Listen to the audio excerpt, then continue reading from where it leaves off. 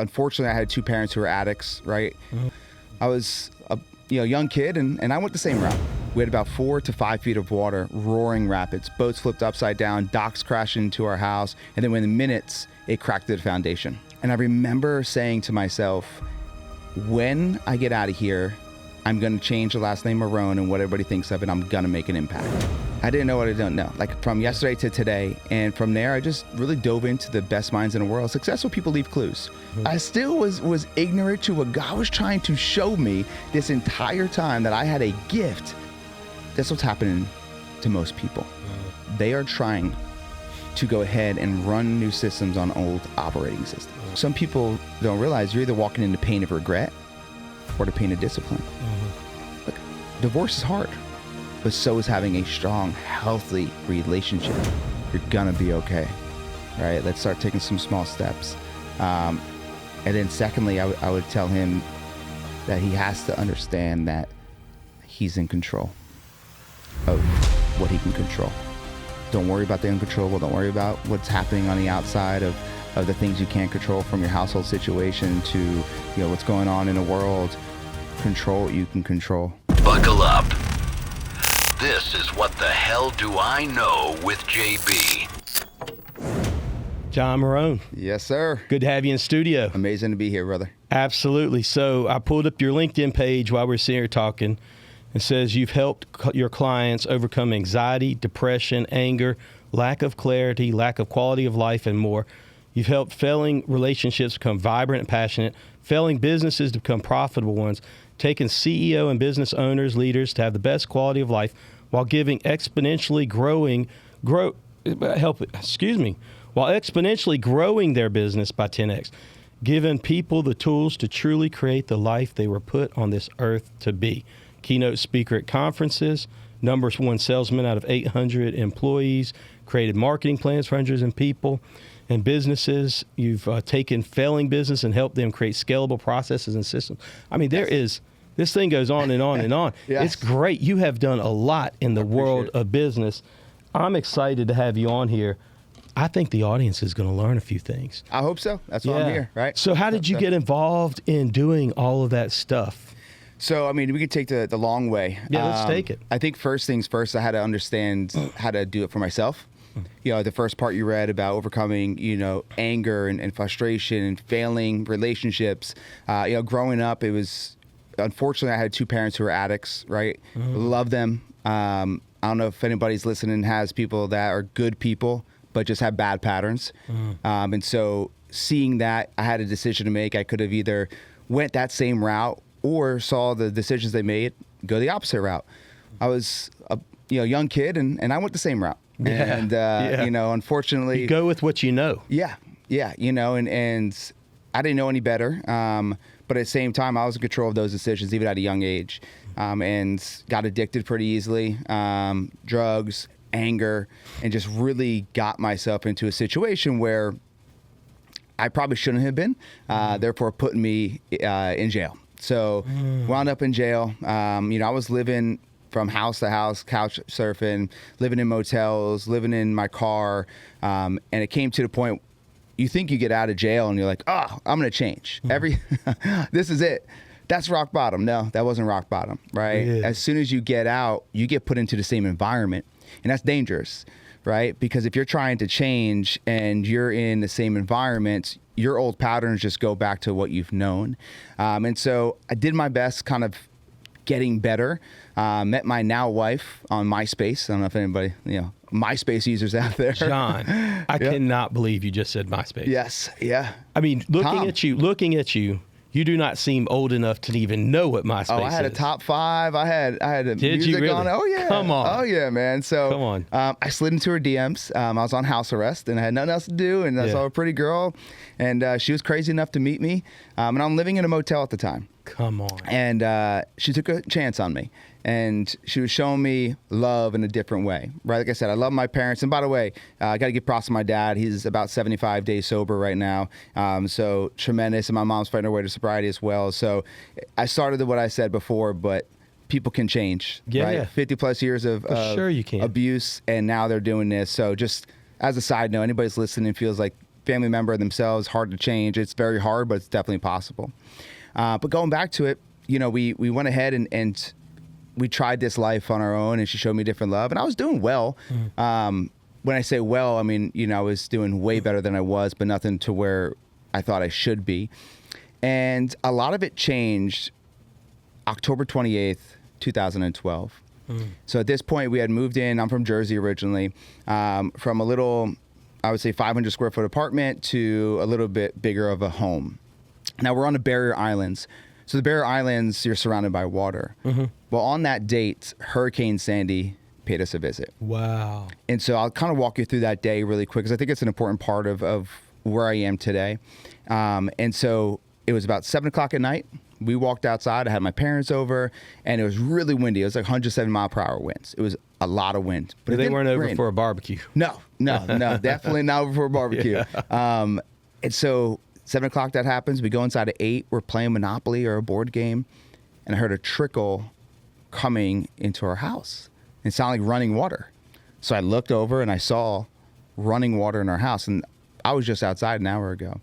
Well, as I walked through that living room and I opened up the door, we had about 4 to 5 feet of water, roaring rapids, boats flipped upside down, docks crashed into our house, and then within minutes, it cracked through the foundation. I want to make sure that if you like what we're doing, I mean, again, hit the like button, hit the subscribe button. You wouldn't believe that most of you, and I see it because you'll comment and you don't even realize that you haven't subscribed to the show. It is a free way to support what we're doing and the content we're putting out. So make sure that you hit that subscribe button right now. Oh, wow. Started pouring into the house. So I got everybody up into the attic. It's a 1-story. We're there for almost 24 hours. The water was about 4 or 5 feet into the house. And during this time, But you're in the attic. we're in the attic. All I see is the water rising rung by rung by rung, and I hear the trees smashing into the roof. I mean, it has to sound like It was the scariest thing ever been. I War mean, zone or I've been in something. jail. I've been almost OD. Like this is definitely war zone feeling. And I remember saying to myself, when I get out of here, I'm going to change the last name Marrone and what everybody thinks of it. I'm going to make an impact. okay. And so we got rescued by jet ski the next day, jet ski in the middle of our road. We were sitting in a shelter, and all I had on was my wife's fuzzy snowflake pajama pants, my softball cleats, and some raggedy T-shirt. Which is basically what you found in the attic. Yeah, that's it. Yeah, yep, that's all was up there. And I said, man, I was going to make a change, but I don't know how.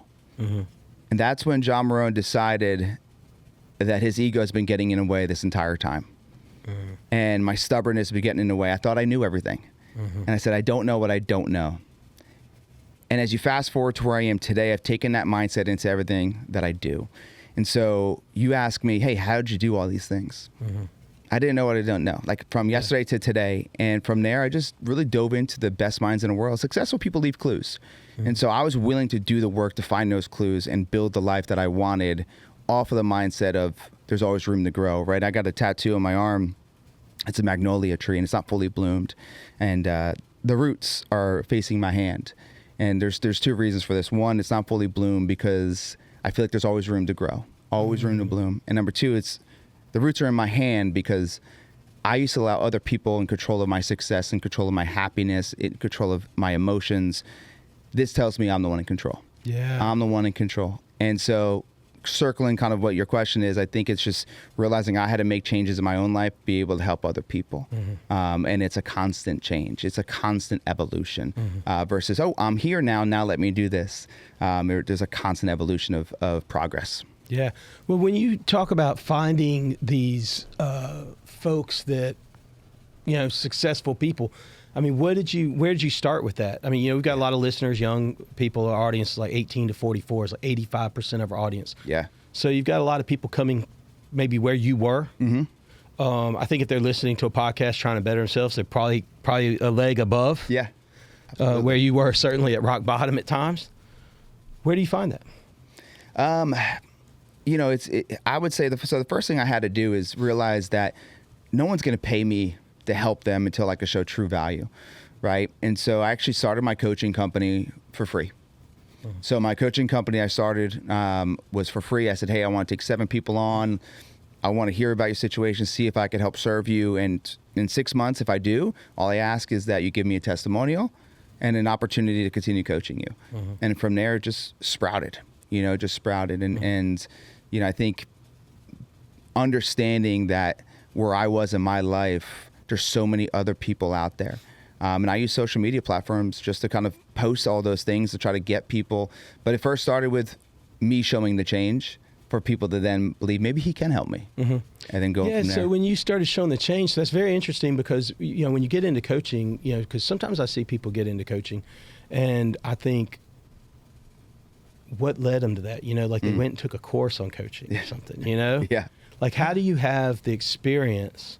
And I mean, obviously you have life experience, you have life experience, but how do you have the experience to say, I can come into, your business and I can help you execute better? Make sure you support my boys here at Floors.com. We're in their studio right now. That's FLOOR. Z.com, baby. Floors.com. They will take care of all your remodeling and new build needs. Floors.com. Check them out. Tell them the Jabroni sent you. So I got to tell you about my friends over at TruNorth Pest Control. TruNorth Pest Control, they take care of all them critters. You got palmetto bugs, they take care of them. You got ants, they got you. You got bugs little flying around, they'll spray for them. They clean out all the cobwebs. They're all over Central Florida, here in the Emerald Coast, and then the whole state of Georgia. Check them out, TruNorthPestControl.com. They are your pest control superheroes. Yeah, that's a great question. So there are tons of courses out there, right? There's plenty of ways to go ahead and find out, but to me, it was diving deep into the best businesses out there, right? Reading up on the Amazons, Apples, the different companies that really make waves and have changed the scale of what that industry looks like, and seeing what they were doing, right? And here's the thing. Business is business. If you're a real estate agent, if you're a chiropractor, right? If you're a barber, there's very similar concepts in business with just some iterations in between. And so the first thing I had to understand is, what is the concepts? What are the concepts to help businesses grow, right? Starting from scratch to the very top. And so really diving into the successful people that leave clues, and obsessing over it, right? And being like, okay, this person has changed their business, started in a garage, and now they're own, a $10 billion company. How do they do that? And then being able to see other people's business and see the gaps in it they don't see, right? There's a great quote, and it says, when you're in the forest, you can't see all the trees type of thing, right? And so I think a lot of these guys and girls, they have their own chaos they're going through, and they don't see the opportunities because they're thinking they're a failure, because they're thinking, it's this thing versus that thing. So getting an outside perspective, fresh eyes, is always a great opportunity to go ahead and see what you might be missing. Yeah, sometimes I think it's like building a business. Sometimes, especially in the beginning, I feel like, you're a rocket ship and you're putting the pieces on as it takes off. Yeah. At some point in time, you've got to start having systems in. You have to. You've got to start putting some other things into play. Yeah, but here's the thing. People sometimes, what I notice with a lot of businesses, is they try to set sail before plugging the holes in a ship, right? And this is in life in general. So whether it's goals for your health or it's goals for your business, the reflection and self-awareness part, a lot of people lack. Now, not the most successful people, there's a direct correlation with that. And it's not self-awareness with, oh my gosh, I'm overweight.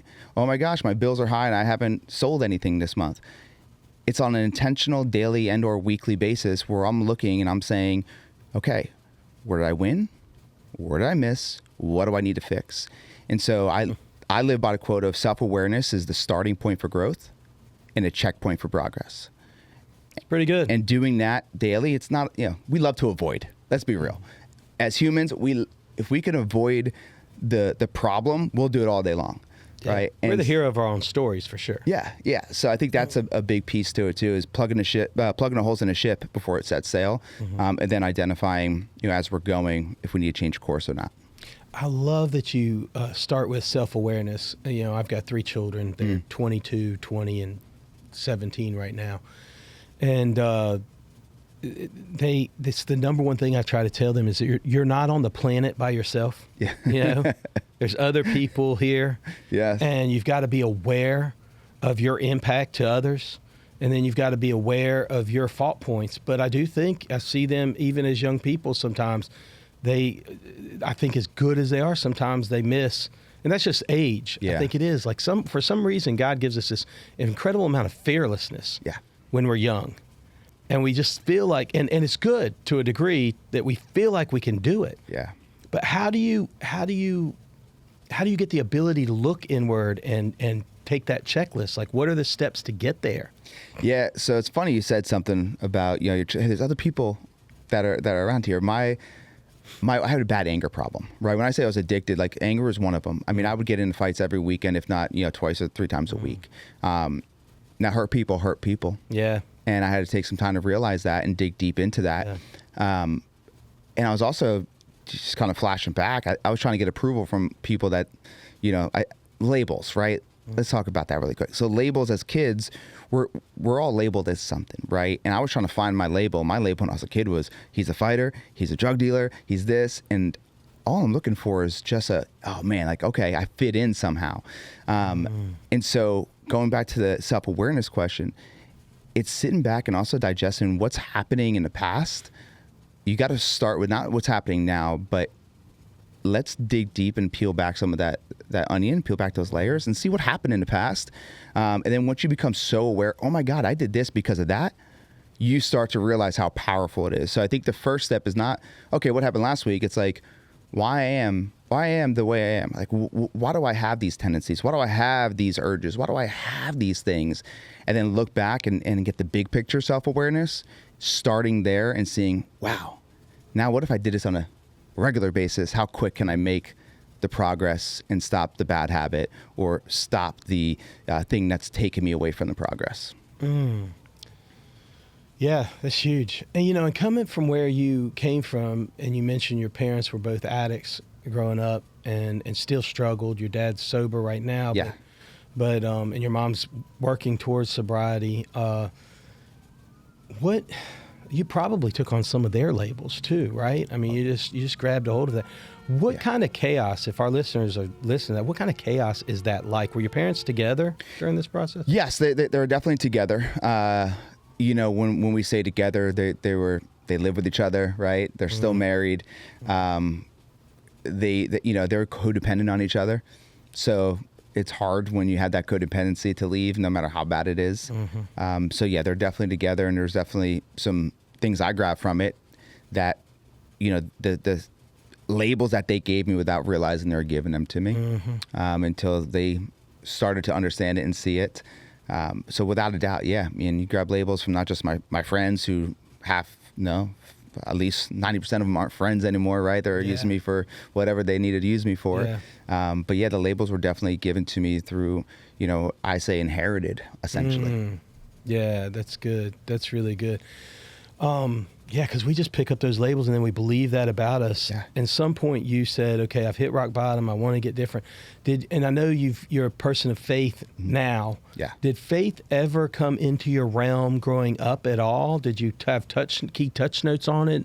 People that poured into you, or was it later? So that's a great question. So this is hard for me, right? Because I would say recently over the last 2 years or so, been really diving into what it looks like.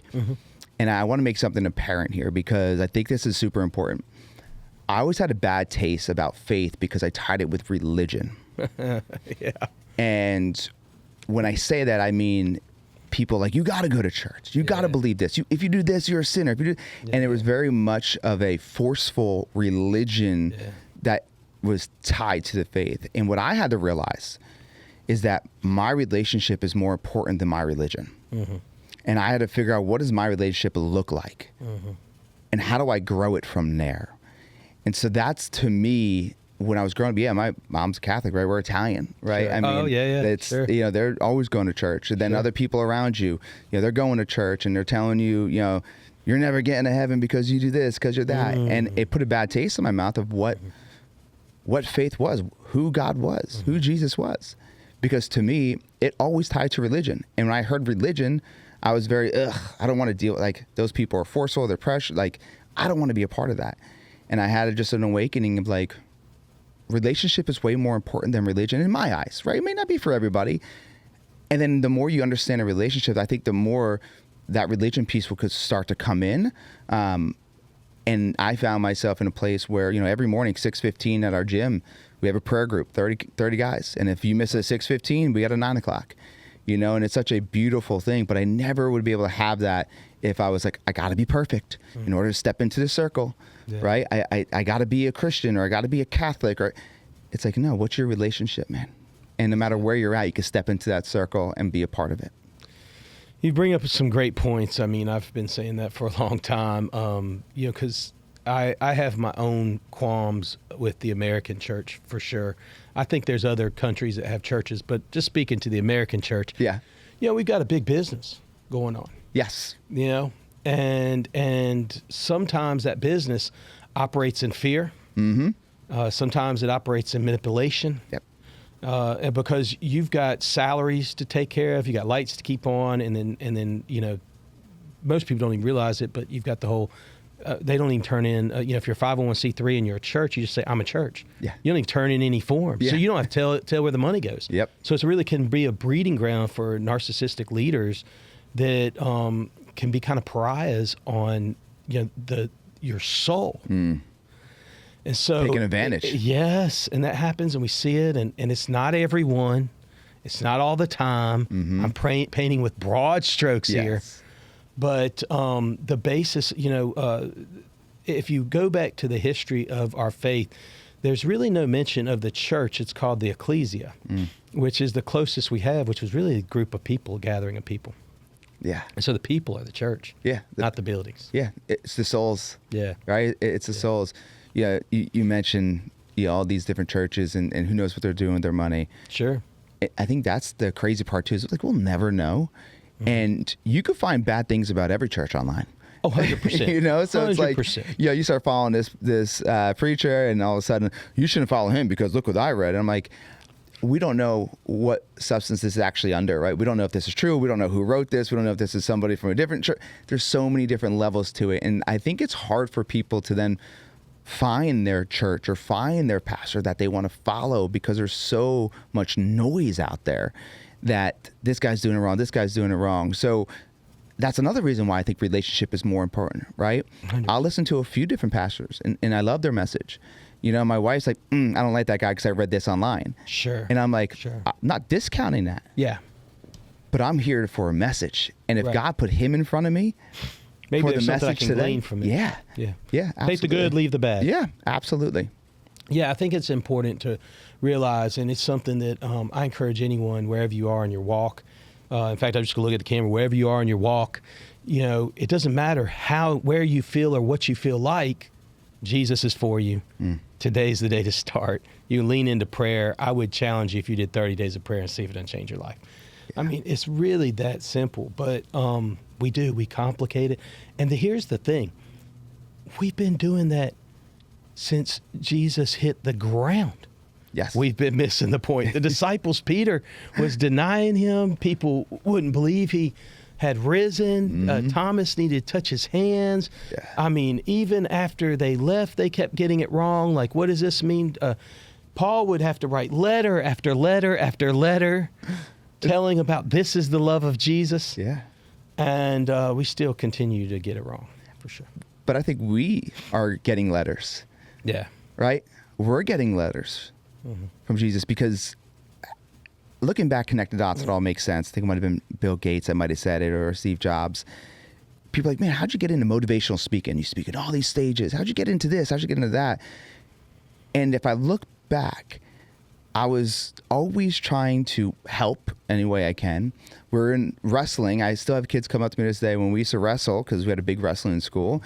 I'd be the one pumping everybody up in the bottom of the pile, right? Like, when I was in jail, they called me the psychiatrist. I had these big, bad men that would walk into my cell and spill everything to me and ask for advice. And I still didn't pick up that letter and read it, right? Mm-hmm. I still was ignorant to what God was trying to show me this entire time, that I had a gift and I need to use it. Right. So he put me in a situation after situation to see either you use this gift and use it for good, or unfortunately, I don't know what's going to happen to you, right? You got to see that you have something in you. So I just challenge anybody that's listening that I bet looking back that there is a gift that has been given to you and you just have not unwrapped it yet because we've been so blinded by other things around us that we think are priority. We had blinders on for so long. And I think it's important for everybody to understand God has been probably giving you letters this whole time, even through chaos, even through unseen circumstances. And just take a moment and realize you might have a gift that you've had this entire time. It's time to unwrap it. Take an inventory.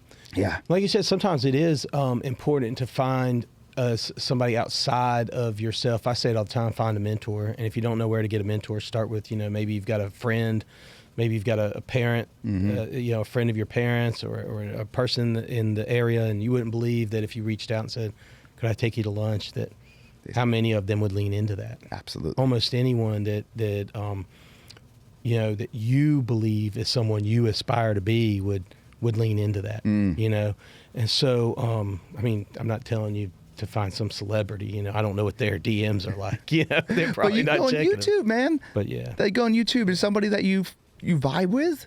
That's what I did, right? I was like, okay, I vibe with Tony Robbins. I'm just going to digest all his content. I vibe with this guy. I'm going to just digest, Darren Hardy's content. And that's the beauty of it. In the world we live in, how do I find mentors? Start picking up some books, start looking on YouTube, see people that you vibe with, and start listening to their message. And I will say this, no more than 2 voices in your head, right? Your own and your mentor. Why is that? Because there's convoluted messages, right? When you confuse, you lose. And so if I'm listening to you, right, then I'm listening to somebody else, and they all have different ideologies. We throw in a towel and say, well, I don't know which one to do, so I'm not going to do any of them.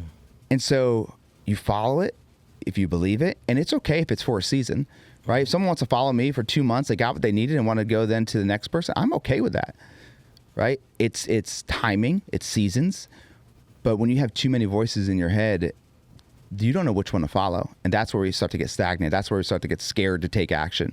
And so it's believe that who you listen to is the right person, go for it, and realize maybe if you get to the next level of your life or your business, there might be somebody else that has the answers to what you're looking for that level.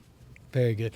Now, you mentioned like a couple of years ago, you really started diving your faith. Was there an event that happened that caused you to dive into your faith more? Was it just, you just felt a tug on the heart? I just felt a tug on the heart. I have 2 kids. I have an 8-year-old and I have a 4-year-old. You're in it, baby. Yeah. And where we live is the most beautiful place. We traveled to 8 beach towns in 12 months trying to figure out where we wanted to live, and we stumbled across 30A, and I'm like, woo, what am I doing in Texas right now? You know what I mean? We lived in Dallas at the time. Okay. And so it's, most beautiful place. And it's cool because where I grew up, like I said, there was a lot of people talking about religion and stuff, but there wasn't people like inviting you into the relationship with God. It was more forcing you into the church. Okay. And so I thought it was a pretty cool opportunity, and it wasn't as forceful.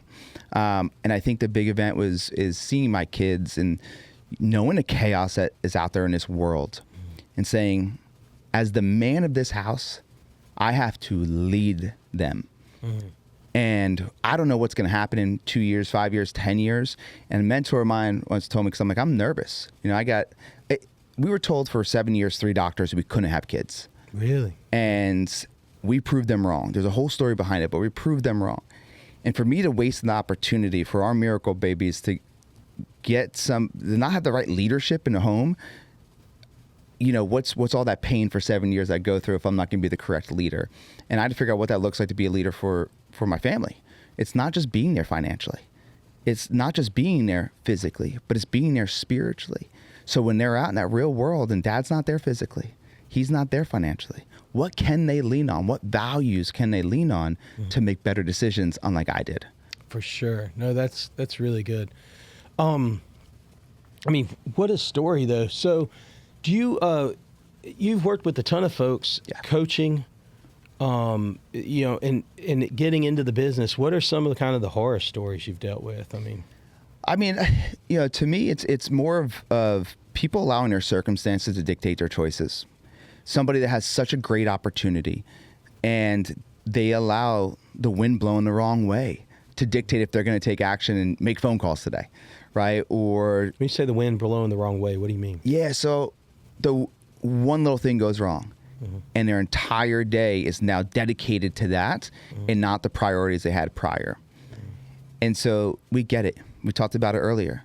Like business, you have a problem, right? You Yeah, got the yeah. solution, and then you Yeah. got a problem. Yeah. And but some people, the perspectives are their problem, not the real problem, right? I would say perspective is either your superpower or your super problem. And when you see the problem, how we look at it matters more than anything, because what follows is what we do with it. And so the horror stories, I wouldn't say as much as like big horror stories, as much as people just ruining the opportunities they have in front of them because they couldn't change their perspective of one little negative thing that happened to them. Yeah. You know what I mean? Or people that don't track anything. I think that's one of the biggest pieces. Data drives direction, right? And so seeing somebody, they get success, and then all of a sudden the success starts to drop. And it's like, okay, let's go back. What happened with success? How did you get there? I don't know. Okay, when it started dropping, what changes did you see on the data, right, in your business metrics to make a change? Oh, I don't know. And so to me, sometimes the biggest nightmare is them not understanding that they need to run their business, not just have a business. Yeah. No, that's such a good insight. We used to always say in our businesses that numbers don't lie. I think I said that to you earlier. Yep. I mean, it's one of the few things that don't lie to you, right? Yeah. However, the caveat I'd say is it's garbage in, garbage out. Yes. So are you putting in correct numbers? Correct numbers. You getting right data? Are you looking at, I think today in the computer generation and AI generation, I think numbers are becoming a little bit more true, but somebody's entering that in. Mm-hmm. And so you've got to check behind all of those things. But numbers it really is where you make the decision from. You can't do it off of just feelings. No, it's, the taking action off of mood versus meaning can get you in trouble. Yeah. Right? Because there's usually lack thereof, or it's the wrong action, right? And so I think it's just understanding the situation of where's this data coming from? Are you reflecting? Just like we reflect on our life we just talked about, we got to reflect on our business. But here's an issue I see with a lot of people. And I say this because I'm raising my hand and said, this was me, and I noticed this. Sure. Let's take a old computer, okay? You got some awesome computers in here, right? You run an amazing company. Let's say you took one of your old computers, outdated, right? I mean, it's 10 years old. And you have this new program, a few new programs you want to run on that old computer. What happens when you put those new programs, they're higher end, they use a lot more space, they need more speed, you put it into the old computer, what normally happens? It's going to crash. It's going to crash. It's going to slow down tremendously at the very least. That's what's happening to most people. They are trying to go ahead and run new systems on old operating systems, right? So what needs to happen is get rid of the old operating system. Well, John, what's the old operating system? What do you mean by that? Your old beliefs, right? Your old standards, your old values, right? The old habits. If you want to create this new computer, aka this new life, you got to dump the old programming, and you got to reinforce some new ones. I just did a podcast earlier today, and I talked about what needs to die in order for something else to be born. Resurrection, right? Resurrection. We're going into Easter. Yeah, this right? happens to be this will air after Easter, Yes, but we yes. are today. It's the Wednesday before Easter. Yeah. So I think about like, where in your life does resurrection need to happen? I'm not saying we're Jesus, none of that. Right. But I'm saying it's a relationship that's failing. It's a business that's struggling. It's mental health that you're suffering from. It's a physical health you're suffering from. Where do you need to create your resurrection season? And when you think about that, go even deeper now. How? What are the small details to resurrect? Oh, I want to have a better relationship with my wife. I want to resurrect that. Don't stop there. Dig deeper. What does it mean to have a better relationship with the wife? What needs to change? What needs to die in order to be born? There's a great song, and in that song, they say, dancing on the graves that I once lived in. And I want everybody after listening to this podcast to reach out to you in 6 months and tell you, I'm dancing on the graves that I once lived in. But that's so hard to do, is to create a new mindset. There's a lot of work in that. Yes. There is a lot of work. And I think that's the thing sometimes, because, I love all of the nuances and the sayings and the acronyms. And I think all those things can help to jog our memory of the right thing to do. But doing the work is hard. And you mentioned something earlier. Taking inventory is of self-awareness of the areas you need to change, but then how do you start fixing that? And so sometimes it can work inside a bubble, like your own self, but most of the time, seeking some help and some wisdom and some guidance through counseling and other things, can be really powerful. 100%. You shouldn't have to do this alone. Right. Right. And whatever that looks like, first off, anybody listen, ask for help. Ask for help. People are willing to help. Now, I'm not asking for you to ask for a handout. Right. That's different. Ask for help, but then follow through, right? Then follow through. But the big piece to the mindset thing, and how do you make the changes? I think it also comes down to the fact of your environment really does matter, right? When I was in Jersey, I would not be able to make the changes. Oh, John, I can't leave. My family's here. This is here. That's there. Well, are you really stuck, or are you just saying that you're stuck because it's more convenient, right? It's easier. And that's where choose your hard comes in. I'm sure you probably have heard of that before, right? So I think some people don't realize you're either walking into pain of regret or the pain of discipline. Look, divorce is hard, but so is having a strong, healthy relationship. Getting abs and being healthy and working out 6 days a week, waking up at 5 a.m., that is hard. Yeah. So is being overweight and not being able to get down and play with your kids. Yeah. Having a business that is thriving and you're making your calls if you're in real estate and you're investing in systems, like that's hard to invest in the systems and put the work in. But it's also hard to not have that and not be able to pay your bills and have to uproot your entire family because you weren't able to follow through what you said. So choose your hard method is something I think about often, and small triggers. So talk about this really quick. Yeah. Habits are hard, but they get easier when you could tie a trigger to it. Okay. So what I mean by trigger is, think about these lights in here, right? You flip a switch, it goes on. Flip the switch, it goes off. So think about the top 2 or 3 habits you want to stay consistent with, and what's something you do business as usual that you do every single day that you could put right after that habit. I go to the same coffee pot. Okay. So next to that coffee pot, if you want to start reading, put a Bible there, put a book there, right? You want to start affirmations. Well, when you shampoo your hair, speak in affirmations. Find a trigger of something you do every single day to put something else afterwards. Just the small things. And then think about progressing your way there. Don't try to attack 7 new habits, guys. Right. Like you will put yourself into a burnout stage. Yeah. So 1 new habit a month or 1 new habit a quarter. That's all you're looking at. What about breaking bad habits? So we talked about what has to die in order to be born. Right. So that's the first step. Sometimes our capacity isn't there to create a new habit because we're holding on to the bad habits. Right. That's a big question because it depends on what the habit is. Right. I think, once again, asking for help for somebody who has overcome that habit. Sure. Number 2, putting meaning. Why now is the time you want to stop? You've been doing it for so long. What's the importance of it? What's the depth to it? And then number 3 is reflecting daily. Did I win or did I lose? And I'm a big sports guy. Okay. Right. And we talked about numbers before. This is what I suggest everybody does. Take the habit you want to create, just the next 30 days. Okay. Or the habit you want to stop, whatever that is. And I want you to, and if every single day, just put a W or an L next to it. Did you do it? Did you not do it? And at the end of the month, see if you have a winning record or a losing record. And if you look at it and you see a losing record, now you got to take the next step and get additional help. Next step to figure out why you have a losing record. But if you see, man, I went 20 for 10. Last month I was 0 for 30. Right. I'm headed in a better direction. Better direction. Yeah. Okay. My goal next month is 22 and 8. Next month it's going to be 25 and 5. Right. And finding that path versus the all or nothing. The all or nothing mindset, the cognitive distortion of all or nothing can get people in trouble. Yeah, for sure. So if you're building the right leader, and in an organization, let's just focus on business right now. We may look at it, in life, but if you were building the right leader, and I think you're right. Business has a lot of virtues, but you're building the right leader. What would be the 3 virtues that you'd want? Yeah.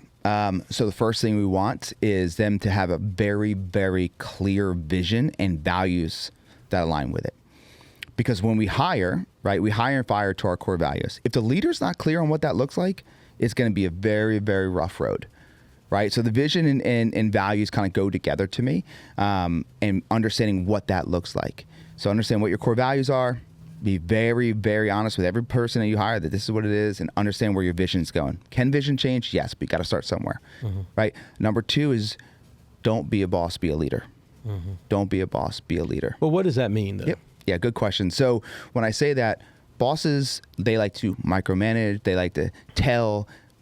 What leaders do is leaders allow their employees to find the decisions themselves through the questions the leaders ask. Okay. So if you ask better questions, you get better results. So an example would be if you came with me with a problem. As a leader, what I want you to do is not give them the answer. Hey, do me a favor. Can you write down 2 solutions for that? And then let me know which one you think works better. Interesting. And as you start to do that, you start to build solution-oriented agents, solution-oriented employees, not problem-oriented. Because if you're getting pulled away to put out those fires, you're not able to work on the business. And that's affecting everybody. That's interesting. You know, I had one of my first jobs coming out of college, I was a manager at a concrete company and plant and worked into kind of like the regional aspect of it. But I remember the first plant I was over, I had this boss, Randy. I can't remember Randy's last name now. But my boss, Randy, I remember calling him with a problem. And I again, don't remember. I just remember the first day I called him and he laughed on the phone. I mean, he was like over like 8 of the plants in our area, and I was one little concrete plant dispatching concrete. And I said, "Hey, this happened," and he just laughed. He said, "Oh, that sounds terrible." And I said, "Well, what do I need to do?" He's like, "Man, just call me back when you figured it out." That's amazing. Yeah. And he just laughed. I hung up the phone, and I thought, "What in the heck? You're the guy that's supposed to have all the answers." Yep. And it was frustrating as a young person. I thought I didn't know what to do. All the pressure just set in on me. Yeah. But I had to rise to the occasion because I wasn't going to let him down. Yeah. You I gotta figure figured it out. Mm-hmm.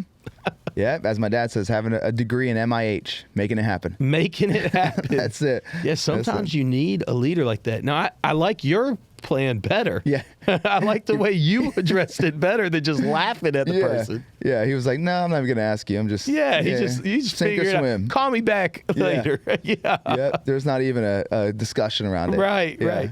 But I liked your plan better. So we had vision. You need to have a vision. Yep. Then the second one was really allowing to lead people by discovering, I guess, so to speak, is a way to say it. And what is the third quality that you'd add to it? Realize that you don't have to do everything, and you're probably not equipped to do everything. Going back to the ego mindset, right? And it's your baby, right? If you're whether you own a company or you got an opportunity to lead the company, it's kind of your baby. But realizing that there are people, even if their qualifications don't show it, that have really good ideas and really good strengths that maybe they haven't had the opportunity to display yet. So it's finding people, right, with the right strengths that fill your weaknesses and allowing them to grow. One of my first ever biggest opportunities I was in Florida. I literally had maybe 2 outfits. And this was when I lived in West Palm Beach, and I was with my now wife, girlfriend then. And I'm dedicated to get a job. I'm calling through the phone book, through landscaping companies. Yes. I had no internet, no nothing. So I go through the phone book. What year is this? There's not a phone book today. Yeah, 2009, I want to say. Okay. No, 2007, something like that. Yeah, I feel like you got to go back mid 2005. Yeah, it was there. Yeah. So it was at where I was. Yeah. And I'm going through, I know how to landscape. Okay. So I started with A. Hey, do you need somebody? Finally got a job. I will tell you that job lasted 1 day because in Florida, I'm used to being in Jersey, I turned purple and had heat exhaustion for 3 days. Come on. So I was like, I'm not working outside anymore. Yeah. I need to find a different job. So fast forward a month or 2 later, I go into this interview and I walk in, and I sit down in front of the guy, and he goes, "Just to let you know, my receptionist said not to even have you interview." I said, "Why?" He goes, "Look at the way you're dressed. You have tattoos everywhere, right? And she didn't think you'd be a good fit." And I told her that's exactly why I need to talk to him. And so he sat me down and told me his business was basically about to go under. And we're last place in out of 800 offices, and we don't have money. So we have legit 2 months to figure this out. Otherwise, like, we're going to have to go under. And so it was a sales company. I said, so I have the opportunity. He said, yeah. I said, well, since you guys don't know how to sell here, tell me who the number one office is and fly me out there. Yeah. And so he did. He flew me out there, and I picked their brain. We went from 800 to number one and number two, number one for the next 7 months. Wow. And I bring that up because why? Because he said, I don't have the strength in the sales department to lead a team, to be able to find out what's not working. So I'm going to give you this opportunity. A kid who had tattoos, literally shorts on an interview, was able to turn that company around.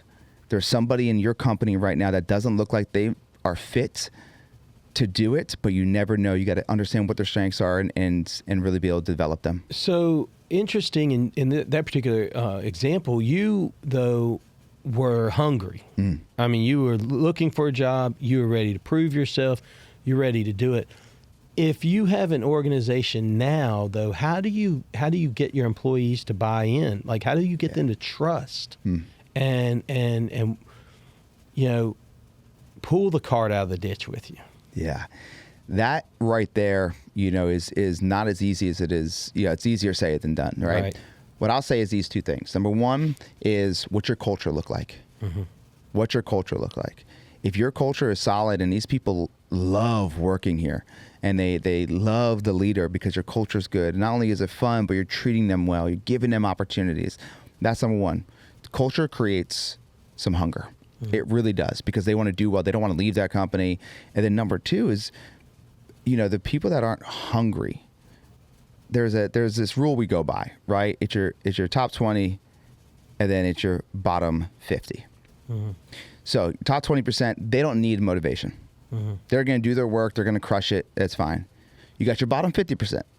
Those people probably aren't going to be able to rise to the top 20. They don't even want it. You know, they're just there to get a paycheck. That leaves us with 30%. The middle 30% of the people, spend more time with them. Who am I? Those people that are just, I think they could do well. They're trying, but then they fall off. They're trying, they fall off. So it's being able to find out who's my 30% that I can rise to the 20%, and therefore now I'm at a 50-50. You're never going to have 100% everybody hungry. You know, you got to understand some people just don't want it, and it's your business, right? So some people are never going to want it as bad as you do, and that's fair. And then a small piece of this too, I would say, also have a vision big enough that their vision fits inside of your vision. So their vision fits inside of their vision, whether it's making a certain amount of money, whether it's a job title, whatever it might be. Find ways to do that and continually be able to articulate those things, that there's opportunity within this opportunity. That's interesting.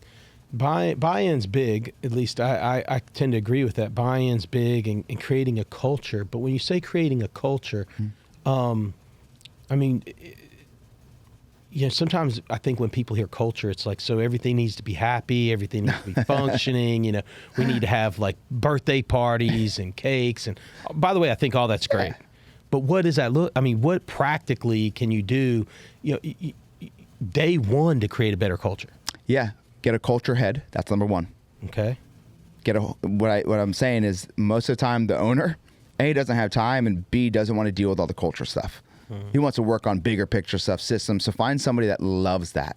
So we would go into our companies and be like, who's not that good at what they do, but they like throwing parties. They're really friendly with everybody. People love them. Oh, this person. That's probably our culture head. So allow somebody else to head your culture. And then, yeah, absolutely having the parties, family days, all that stuff is good. But it's really being able to say, like, when they come here and they come to our office, is everybody on the same page? Do they feel like the leader understands their situation? Do they feel like they care? And I think, to me, culture comes down to care.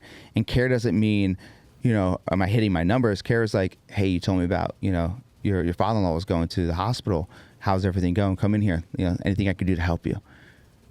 You know, and it's being able to serve them in that way, or having your quarterly meetings and you're like, hey, I really would love to skydive. That's a goal of mine. And next day you come into your office and there's a book about skydiving on there. So it's caring outside of the business that translates into building culture. You want them to care about the business. Yeah. You've got to show that you care about them, right? 100%. It's huge. I think it's Brene Brown that I listened to one time where she said something to the effect of trust, that leaders that she's found working in organizations that a lot of people want to figure out buy-in, but it's built over time with showing that care. Yeah. You know, that true leaders, they don't have to explain a vision change, or they don't have to explain that you're changing direction in a company, because if you've poured into them, you've already built the trust. Yeah. They're just ready to go. Yeah, of course we trust. Just tell me where to dig and we'll start digging. Right. Yep. Of Don't even course know I what I'm trust. digging for yet. Let's just go though. Yeah. No, I mean, I think it was a recent podcast I interviewed a guy that works with a lot of brands, and he was saying that he used to try to take executives from Chick-fil-A, and he said he couldn't steal them from Chick-fil-A. Mm-hmm. He said because they're purpose-driven, so purpose-driven, and they're so on target. John, what areas when you were studying some of these, bigger companies like the Amazons and the Microsofts, and I mean, I know some of their stories, how they started in garages and did things, but is there anything that kind of translates throughout those big organizations that they do that is something that other people could apply? I'm going to say something that people probably don't want to hear because they maybe heard enough, or they don't want to hear because they don't like the sound of it. They failed way more than they succeeded. Mm-hmm. The light bulb, Kirby vacuum, down to Amazon, right? Like, I think some people are so scared of failing that they're never going to succeed, and not realizing that failure is not a loss. When you fail, if you look at it as a loss, then yes, it's a loss. But every time I failed, I've had bad investments, right? I've had clients leave, all the things. But every time I failed, instead of a loss, what did I gain? What did I gain? So these companies have failed so many times, and they never gave up. All right, my dad was telling me even about musicians, Cody Johnson. Right, he sent me a video about Cody Johnson. They looked at Cody Johnson like, nope, you're not going to be a country artist. Like, you're a real cowboy. You're not going to be a country artist. Rocky Balboa. Yeah. Right? Yeah. Oh, you want us to go ahead and put you want to be the star into this movie as a star? No. Right. We'll buy your rights, but we're not going to have you in it. And he simply believed in himself so much that the failure or the no's or the rejection only fueled that fire. And he made some small changes, maybe on his approach on how he pitched it, some small changes on his acting, small change. And so it's just making those small iterations. We talk about these small hinges that swing open big doors. And they failed so many times, but guys, they did not fail and then approach it with the same exact method or same exact product. They made these iterations that then, okay, that didn't work. Let's change this. Let's change that. Let's approach it this way. Then got them the yes that they've been looking for. You'll get far more no's in life than you will yes. You got to be willing to go through the no and realize no is next opportunity, and be willing to have that, and don't take it personal. And that's what these big companies did. They had a mission, they had a vision, and no matter how many times people told them no, they still stuck to their guns and believed it, but they didn't walk to the next meeting with the same exact process. They made a small change, and finally each company hit. Well, it feels a lot like that self-evaluation you're doing, though, that those people were doing that on a daily, monthly, weekly, yearly basis sort of thing. Yeah. Because, it's very interesting that you, because you're right. I agree with you. I've learned far more from my failures than I have my successes. Mm-hmm. My successes make me feel too good. It's a dangerous place to be. It's a dangerous place to be. So failures, usually humility, a humble Jason's always a better Jason. That's for sure. Yeah. And we all are. Yeah. So, but it's a self-evaluation of those, because if you put yourself out there, I mean, what's the importance of feedback? The importance of it is everything, right? Feedback is everything. Mm-hmm. Even when I'm done with speaking engagements and I know somebody I know maybe in the audience, I will literally go up to them and be like, hey, what could I have done better? It's like, you just stood on stage with 3,000 people. What do you mean? What could you have done better? I'm like, I know there's something. I need honest feedback. And so feedback is ideal from people you trust, of course. And I try to teach my kids this, right? My daughter plays softball, phenomenal softball player. And it's like, I tell them, baby, when I'm coaching you, right, I'm giving you feedback to get better. I'm not yelling at you. I am not reprimanding you. I am not saying anything except, hey, you did this great. Try this next time. But by the way, that was awesome the way you did that. Sure. Right? And so feedback is crucial. But being intentional with it. Most people won't come up to you and give you feedback. Go dig for that feedback. Go dig for it. Because people are in their own head. They're thinking about themselves. We have to understand this. But if you're like, hey, I'm about to do this, can you give me feedback? You know, I teach a lot of real estate agents. And I do an event every single month for this group. And this group has 20,000 agents, right, across the board. And so we do different live events. And every time I walk in there and I say, okay, who here practices their scripts at least once a week? Less than 2% of people pick up their hand. This has been 8 years running. And it blows my mind. Because if I then ask, who here's happy with their circumstance and their financials? Nobody raised their hand. So you're telling me you're not happy where you're at, but you're not practicing. Wow. And it was funny. I interviewed a buddy of mine named Heath Evans on our show, and he played for the Saints and he played for the Patriots. So he played with Tom Brady. Yeah. Right? Like best of the best.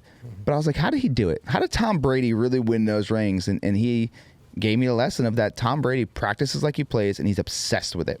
Yeah. He's obsessed with it. So going back to the feedback, you got to be obsessed with the feedback. You got to be obsessed with searching for it. If you're in real estate, you better be practicing 5 days a week. I would say increase your pay. You have to increase your role play. Okay. But feedback is a necessity for growth. But a lot of people are scared of it. A lot of people say they want it, but when it actually happens, you know what I mean? They don't want it. They don't seek it. So seeking feedback is what you need to be doing. I totally agree with you. That's huge. You know, one thing that we were, before the cameras went on, we had some conversations, and I shared with you that I've seen social media change. It's really not social media anymore. It's really like a needs-based media. It's kind of what you want sort of media. You're your own algorithm. So what you're searching for, I'm seeing more of, versus what I might have seen, 10 years ago. It looked totally different. I saw all my friends and family more of, and that's, unless I'm interacting with them, I'm not seeing that as much. But I was sharing with you that if you're playing in the social media game to have influence in whatever, a podcast, like what the hell do I know, or you just want to put good things out in the world, or you're trying to sell your own brand, how important is it to listen to the consumer? It's everything. Yeah. Yeah, it's everything. When we are posting on social media and somebody's reading our content, they have one mindset they're reading it in. What's in it for me? Is it education? Right? Is it comical? Right? Is it something that's political and debate? Like, what's in it for me? Why am I going to take the time to read this? And so when you're creating the content, you have to think about the way I present this, how can I make it where they're reading it and say, ooh, I need to read this, right? Like if you look at, we'll go back to real estate. Yep. And it says, just sold. Okay? No one cares. But it's a, hey, bad credit turned into good credit, turned into new home. Let me tell you about this story. Interesting. And they're like, oh, yeah, that's me, right? It's not going to hit everybody, but you're going to hit those people. So just thinking about when you're creating content, when I'm on stage or I'm even doing this podcast, I like to ask myself that question, and then I even come out and I say it. And so why that's important for you is this. And so you don't need to say those words exactly, but think about that next part. And if you're in sales, some people don't go to a next appointment because they don't know why it's important for them. They think it's important for you, but not for them. And the reason why our next appointment is super important for you is because of this. And so whether it's sales or whether it's content creation, what's in it for them is the number one rule that you should be kind of sifting through your head while creating it or while speaking to somebody. Very interesting. What's in it for them? Well, because they're consuming. You're wanting them to consume what you're creating or product that you're making or service you're providing. Yep. So you've got to figure out, like, what is it that they want? I think that's something that we get distracted of because a lot of times, again, as leaders, you can get a vision of what I want.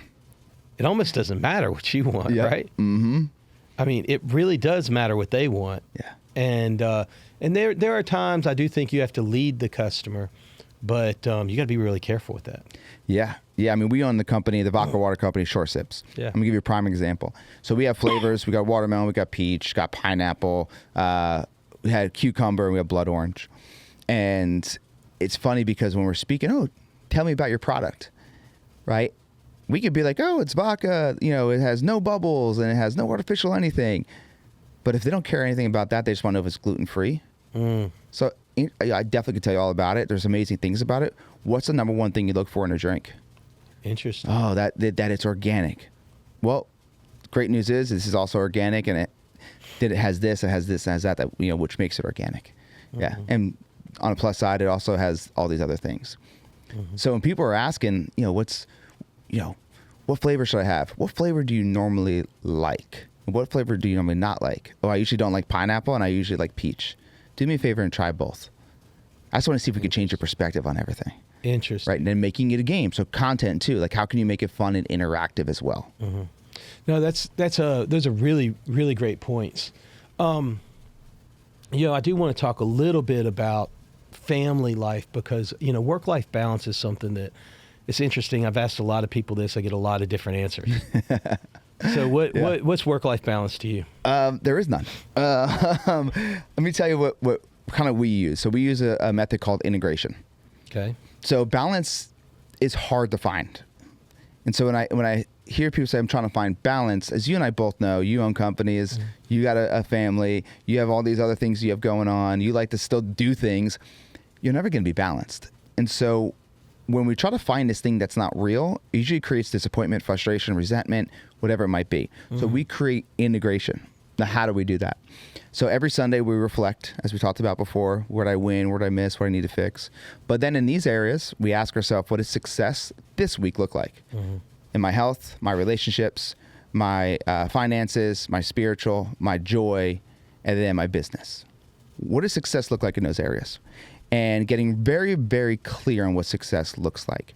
And then putting it into our calendar, of course, after we find out what the commitments are. But the reason we do that is because I notice for me, and I've seen this with other people, we don't even know what success looks like in some of the areas of our life from week to week. So you're trying to find balance, yet you don't even know what the success of balance looks like. So we got to start at the very beginning of what's the goal, right? And how do I integrate it and weave it in to my softball practice, my softball games, my kids going to school, my businesses? How do I weave this all in? And then you get creative with your time management. I call it time participation because time is not the most valuable thing we have. How we participate in time is the most valuable thing we have. If you and I were talking right now and you were on your phone looking at social media versus engaging, our time's not valuable. Yeah, right. Right? If our kid is sitting with us and they're talking to us and we're scrolling and doom scrolling on social, that is not valuable. Listen, you don't have to pick on me the whole time. So to me, it's all about integration. And it could be one small thing, right? So maybe we're working 15 hours at this one day. Well, what does success look like for my wife and I to move the needle a little bit further? Well, just send her a text, an extra I love you text, right? Tell her, don't worry about it. I'll do the dishes tonight, right? Which I got to get better at. Ashley, if you're watching, I will get better at it. But it's one of those things where it's like, what's the small thing you could do that can make a big difference if you do it over time? Yeah. Pretty good advice there for sure. Some of it hits home because I can get distracted real easily. I've got, I have a self-diagnosed ADD and so I squirrel, and my mind gets going. And I know with the businesses and things that we do, sometimes even at the dinner table, my son told me he graduates in a few months, really less than a month now with, just about a month. But anyway, with a dual degree, finance and entrepreneurship degree. Nice. And, but he would tell me though that he felt like some of the things his professors were talking about, he's like, this is what I heard around the kitchen table, like my whole life. And then I thought, we talk too much business, Yep. So some of that can be good and some of that can be bad. My wife was always good at, especially on vacations. So we do a good job of taking breaks and getting out into the world and having adventures with our children. And she's always been really good at, and I hate to use the word forcing me, but she's done a good job of like ensuring that I'm there. Yeah. Which I think is really good because I can get caught. I can get so caught and so down the rabbit hole. It's natural, especially for business owners. So something that we did that helped. And we did this first when I used to be a very negative person, extremely negative. And we'd go out with our friends and my wife would look at me like, really? Like, you know, you don't really need to bring that negative thing up right now. But now she says, stop being negative. What am I going to do? I'm pissed. Yeah, I'm you like, get resentful. yeah, for sure. like, don't tell, like, no. Yeah. Right? And so I have to realize that if she approaches me that way, even if she's trying to help, I'm just going to hear it differently. And as humans, not many people can hear it any different than being attacked. Yeah. So we had a trigger word. Okay. And the trigger word was Topanga, Boy Meets World. Any fans out there? Okay. And so every time we'd be out, instead of her feeling like I was attacking, like I don't want to be negative anymore. It's a habit. Help me stop. Topanga. Okay. So we'd be out. Topanga. I'm like, okay. Okay. So with distractions, same thing. Peanut butter was our word. Oh, so we'd be on our phone with you know, the kids in front of us, and she'd be like, peanut butter. And it's interesting. because she's like, get off your phone. I'd be like, but it's for work. I got a closing. I got, you know, a client that needs me. I'd find any reason versus, no, you're right. Now is not the time. Very interesting. You know, it's something that you know, I haven't. I think in business sometimes I thought of this. We used to have a practice that we would go into every area of business and we would say traditionally it was what's wrong, how do I fix it, and then start over. So you would just kind of cycle through. You just break your business down in as many sections as you needed to. Ours had probably 7 core pieces to it. Nice. And we would just break it down into that. And by the time I get through 7, I'd start back at 1, you know. And I just do it because the start over piece was the thing that everybody felt like they missed. What I realized, though, is that it was hard for people to take criticism. So we had to start, we threw it in there as what's right, Yes. what's wrong, how do we fix it, and then start over. So you had to add that in. So I know it because criticism is traditionally hard. But that was so interesting bringing some of these tools even into the family system, because how it's so easy to take advantage really of the people that are the closest to you. Yeah. Right? Yeah. It's easy access. Right? It's easy access. Son and wife and I, we do it often. You know, we always do it more. But if anybody's listening that's struggling with, you know, you're working hard, and then, you know, maybe you're getting snippy with your wife, or maybe getting snippy with your husband, and you're finding yourself going down that hole, and then you're trying to have a conversation after fighting, and you're not getting anywhere. So we call these no butt hurt conversations. So after we set our goals for the week, I'll come out and she'll come out, okay, what's your goals for the week? This, and this. Tuesday, I'm working late because I got this going on. Wednesday, I got to go this way. I'm not able to take Ari to school, whatever. And she'll tell me hers. Hey, where can I support you in that? Hey, when I'm on this podcast, could you just do me a favor and make sure little man isn't running naked across the the thing, right? Like, whatever it might be. Okay. Then here comes the hard part. Hey, how can I be a better father, a better husband, a better friend? No butthurt. Tell me. And it sucks sometimes. You need to stop being snippy. You need to help out more around the house. You need to, and it does not feel good. But I promise you'll get ahead of your problems way faster with what we call emotional, sober conversations. Interesting. I mean, but that takes a lot of humility. I mean, there's a lot of maturity that comes along with that. Yeah. I mean, I know people that that in the world we've all come across them where you're like, wow, they're kind of emotionally immature.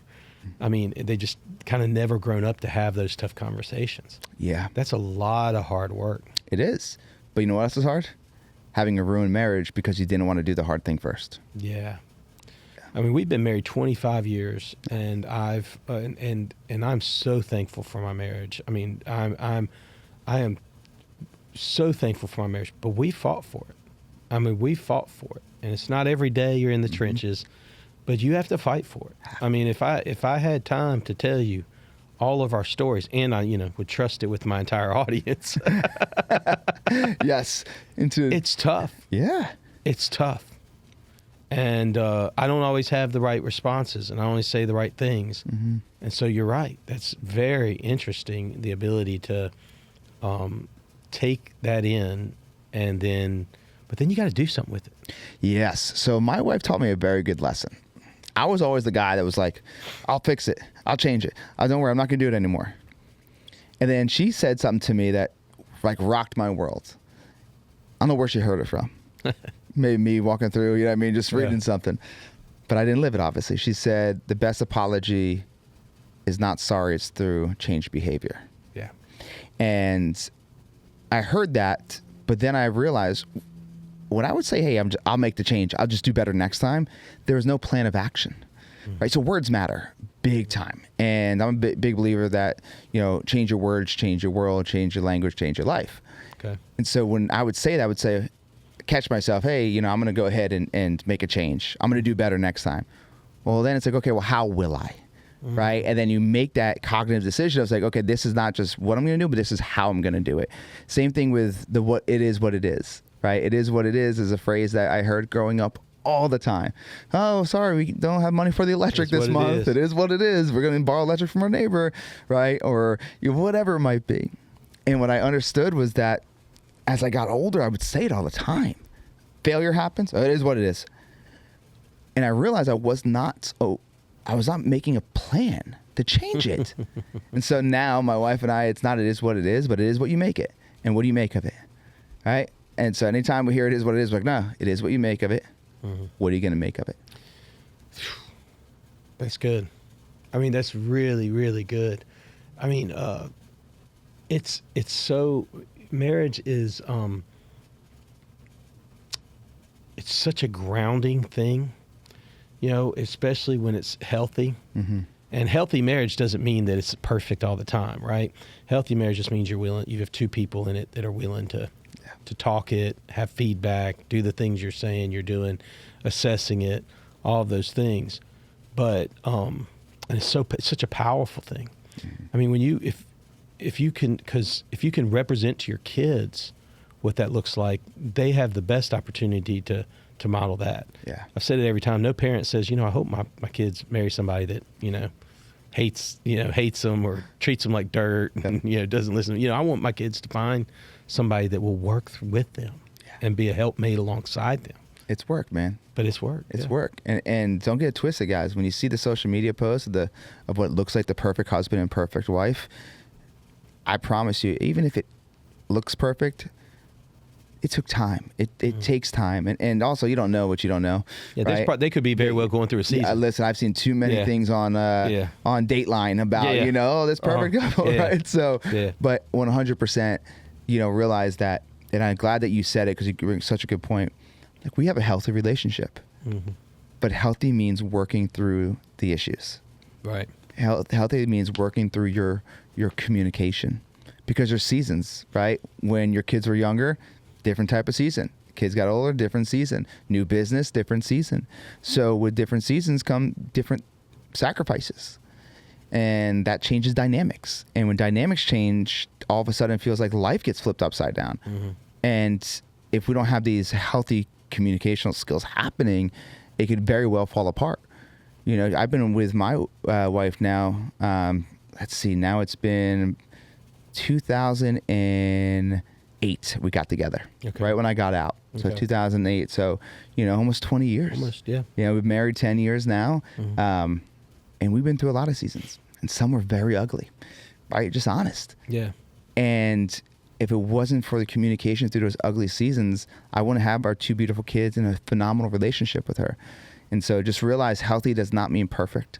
Healthy means fighting. How do you find that perfect person, though? I mean, how do you find the person for you? I mean, I have some ideas, but how do you search for that mate? MySpace, like I did. It's the only way. But now MySpace isn't there, so everybody, I'm sorry, you're not gonna find them. No, I think what it comes down to is first be clear. Keep going back to this kind of, but be clear. What does it look like for you? What are you looking for in a man or a woman? What are you looking for? Get clear on that. What are you not looking for? Let's get very clear on that. And then the other part of that is be willing to see the flaws, be willing to know that flaws are included with every single person. And so don't look for that perfect, right? Yeah. Look for that person that meshes well with you, right? Potential. Don't look for the perfect, look for the potential. And I think that's what my wife saw in me. I lived in a motel way smaller than this podcast room. I'm like, what are you doing with me? Yeah. And here's the crazy part. I'll bring up this story. I I was speaking on stage, and I would be all the time, my wife is crazy because she decided to stay with me. She must be stubborn. And she wants to be right. That's like the story I gave it. In the middle of me speaking one time, I literally stopped and something hit me like a ton of bricks. It's like, whoa, hold on a minute. I've been making this like a light joke, but the truth of the matter is I tried to break up with her and she wouldn't leave, right? And I thought that she was crazy. No. And I was trying to save her. I wasn't trying to save her. I was trying to save me because I wanted to go back to chaos. Oh, wow. I was getting pulled. You had quite broken free. Yeah, I wanted to get pulled to go back to the drugs, to go back to the partying. And so I was like, no, you don't want to be with me. And she's like, no, I want to be with you. And so for many years, But not that you. Yeah. Many years, she was like stuck by my side. And I thought she was, I was trying to push her away to save her. And that old version of me was not, right? And so I just say this because sometimes we have to be honest with ourselves of like, what season of your life are you in? And will this person help you get to the next season? Yeah, no, those are great points. Andy Stanley, who I enjoy listening to, I think he's one of the best communicators really in any genre, top 5 for me. But he said when he talks to young people, he tells them to take like a year off from dating. And he said then to try to become the person you're looking for is looking for. Love that. Which is really weird. It's kind of convoluted, but if you think about it, become the person you're looking for is looking for. Yeah. Because it's a different way to be about it. And so many times people have this, hookup culture and these different things going on, and they're not thinking about how do I become the person that I'm looking for is looking for. Like, and I think you've got to map it out a little bit in your head, right? It's just kind of like what you were saying. Yeah, put it on paper. Yeah. Very interesting. Very interesting. Man, John, this has been an incredible conversation. I have enjoyed every minute of it. I think there's so many nuggets in here that if you're listening to this conversation and you've gone back, I would tell you, jump back in, go into the show notes. I'll have all the places where they can find you. Awesome. And follow along with you there, and we'll throw up some on the visuals. But if you're listening audio wise, go into the show notes and look up John Marrone and see what he's got going on. But I have one last question for you. Let's go. I feel like you've probably answered some of this along the way, but if you could go back and tell your 20 to 25-year-old self something today that you're doing, maybe it's a practice, an attitude, a change that you've made, what would you go back and tell that 20, 25-year-old self version of you? There's so much I want to tell little John Marrone, right? I'm not going to just say one because I think the first thing I'm going to tell him is like, you're good. It's okay, right? It's okay. I could sit here and shed tears about it. Like, I was so lost. And I thought it was all my fault, right? And then was it my fault? It was somebody else's fault, but it was like no true accountability of what needs to change. So first, like, you're good, man. Like, you're gonna be okay, right? Let's start taking some small steps. And then secondly, I would tell him that he has to understand that he's in control of what he can control. Don't worry about the uncontrollable. Don't worry about what's happening on the outside of the things you can't control, from your household situation to what's going on in the world. Control what you can control. You'll find your peace there. You'll find your pride there. You will find your progress there. You will find yourself there. Very good.